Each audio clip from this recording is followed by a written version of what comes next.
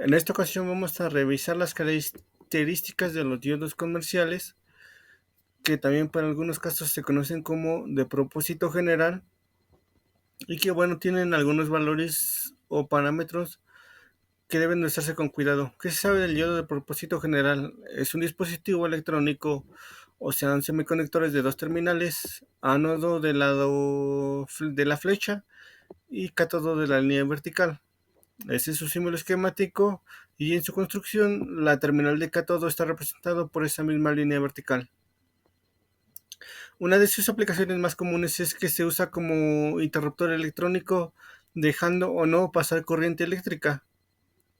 Tiene dos polarizaciones, directa e inversa. Directa cuando el ánodo tiene un potencial eléctrico positivo y el cátodo tiene un potencial eléctrico negativo. La inversa es lo contrario. Ahora el potencial eléctrico positivo está en el cátodo y el potencial eléctrico negativo está en el ánodo. También sabemos que conduce corriente. Aquí entre paréntesis le ponemos útil porque es la que se va a emplear en el circuito cuando se tiene polarización directa, y esto se logra cuando se ha aplicado un voltaje de activación entre sus terminales, que también se conoce como voltaje en el sonido o como voltaje al umbral. Y finalmente en inversa, cuando se incrementa el voltaje, pues el yodo no conduce corriente, pero si se incrementa mucho, entonces el yodo se va a destruir. Está haciendo referencia a que va a descomponerse. ¿Qué hay de las polarizaciones? Bueno, en este caso, del lado izquierdo, parte superior, el ánodo del yodo está conectado al positivo de la fuente. Por lo tanto, está en polarización directa, que podemos decir, en resumen, el voltaje de encendido de activación o del umbral que requiere un diodo comercial de silicio es de aproximadamente 0.7 volts. Es decir, a partir de ahí el yodo permite conducir corriente, es decir, cierra el circuito. Y bueno, pues esa corriente, como dice en la segunda parte de acá abajo, dependerá del valor de la carga. Por supuesto, porque es la que va a demandar la corriente, ya que el yodo funciona solamente con un medio, pero también el yodo tiene una alimentación que es su construcción. Por lo tanto, el nivel de corriente que el yodo permita pasar va a depender del modelo. Para el caso de la polarización inversa que tenemos en el lado derecho, acá arriba, ahora vemos como el cátodo está en la terminal positiva de la fuente. Por lo tanto, este yodo queda en inversa. Ahora la carga, como vemos el símbolo de un foco, de una bombilla. Entonces, ¿qué tenemos como resumen de la polarización inversa? Bueno, en ese caso, el voltaje que se aplique puede ser grande. ¿Qué es grande? Pues va a depender del modelo del yodo. Y la corriente que va a circular en esta condición es muy, pero muy pequeñita, de tal manera que puede estar en la escala de los micro o de los nanoamperes. Finalmente, cuando se llega a un voltaje límite en esta polarización, porque se está incrementando, acá hay una fuente fija, pero pudiese ser una fuente variable que puede incrementar el voltaje aplicado a estos elementos. Pues bueno, este voltaje que se va a reflejar en los terminales del yodo, cuando se llega a ese valor límite, que depende del modelo del yodo y que se conoce como voltaje de ruptura, va a permitir que circule corriente a través de las terminales del yodo, aún estando en inversa, pero ese nivel de corriente es temporal, además de que en esta condición se asume que el yodo se va a destruir o que va a fallar o que va a descomponerse. Y ahora sí, ya hablando de tipos de o modelos del yodo, acá tenemos una hoja de especificaciones que se conoce en inglés como datasheet de este fabricante para yodos comerciales o de propósito general, que esta hoja de especificaciones justifica los parámetros con los que trabaja los diodos de la serie 4001 hasta el 4007. Entonces dice acá el enunciado rectificador de propósito general. Es de los que hemos estado hablando en esta presentación Y nos vamos a ir a las características básicas que están en esta tabla. Vamos a tomar solamente algunas. Por ejemplo, dice acá en la parte de superior, en este primer renglón, que la corriente indirecta está IF de forward, tiene que ser de average, o sea de promedio, es de 1 ampere. Entonces esa es la corriente que tendría o que podría circular cuando el yodo está en polarización directa. Solamente que hay que tener en cuenta que pues esto es, vamos, en condiciones del fabricante.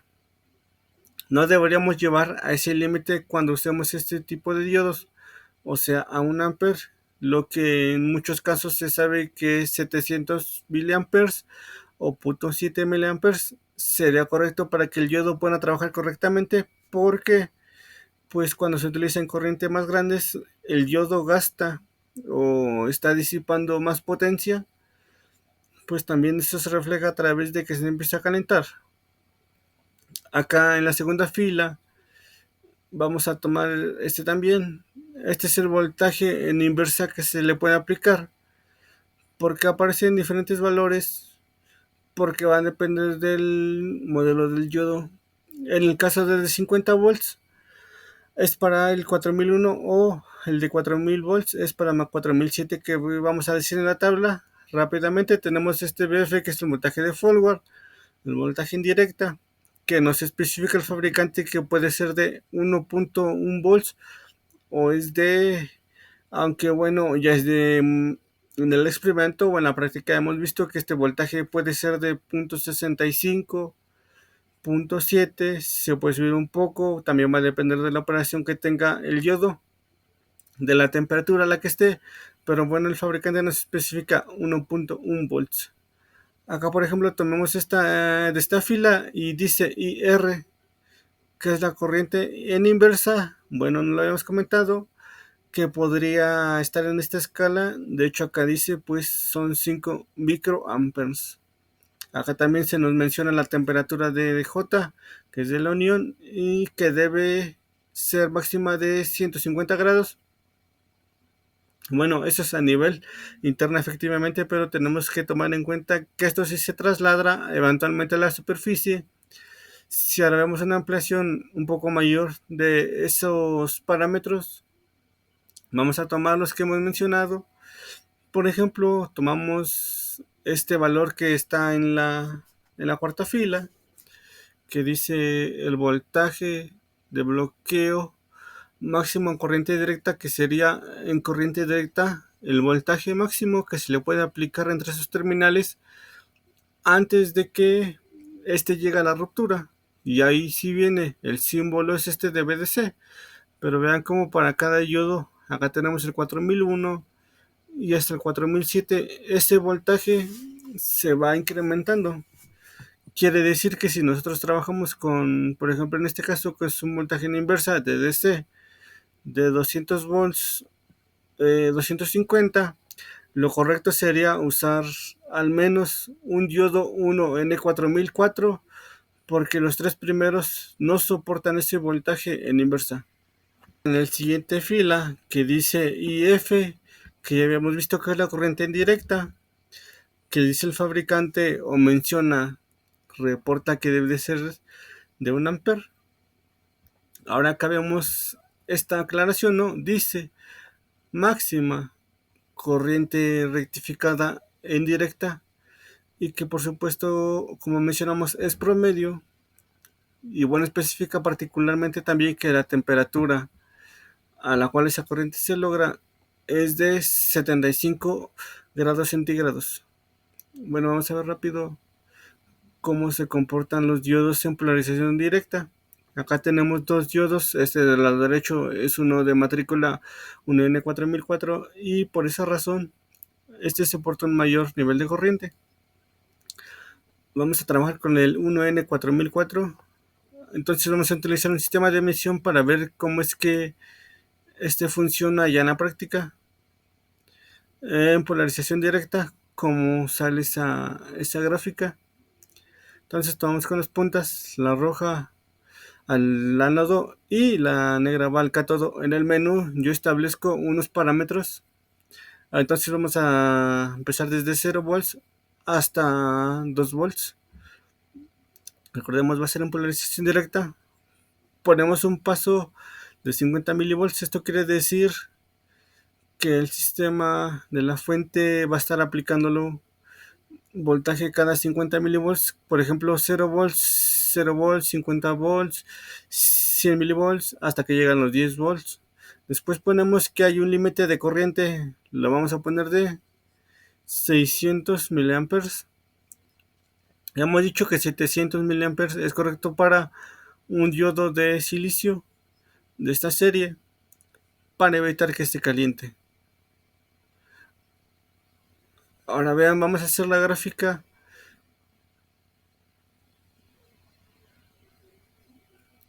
Entonces aplicamos acá y vean cómo empieza a graficar la fuente para cada voltaje. Pues evidentemente hay un nivel de corriente. Hay que esperarnos, esta es la gráfica final. Vamos a tomar desde el 0 porque es lo que corresponde a lo que estamos tratando de evaluar cuando se aplica un voltaje positivo, porque está en polarización directa. Entonces vemos como a partir de aquí pues el voltaje se aplica, aplica y aplica y aplica, pero no hay una circulación de corriente a través del diodo importante, hasta que se llega, como ustedes pueden ver, al voltaje del umbral, que es precisamente en este codito de la gráfica. Lo vamos a hacer un poco más grande y nos damos cuenta que pues sí, empieza a incrementarse la corriente por acá como los .675 volts, que es algo que ya habíamos mencionado, aunque en la hoja de especificaciones este diodo menciona que tiene un voltaje en directa de 1.1 volts. Acá nos damos cuenta que ya a la hora de que se mide este dispositivo tiene un valor real de .675. Pues uno de los comentarios más importantes es que puedes aprender acerca de cuál es el propósito del diodo, sus especificaciones, así como la de la polarización inversa y directa, al igual que las características del diodo y que se conoce como el datasheet, que es donde vienen las especificaciones de todos los diodos comerciales y de propósito general. Esto pues nos ayuda mucho porque nosotros podemos justificar los parámetros de todas las características que vienen en la página. También todos los voltajes que se pueden observar en la página. Y por último, pues lo más destacable es que al final se puede observar cómo se enseña la polarización directa, donde pues te explica cómo se debe de conectar cada uno de los lados del diodo, y al final pues también viene cómo son las gráficas y que nos da este diodo y las medidas que nosotros podemos darle para que sean medidas correctas y no sobrepasar el límite.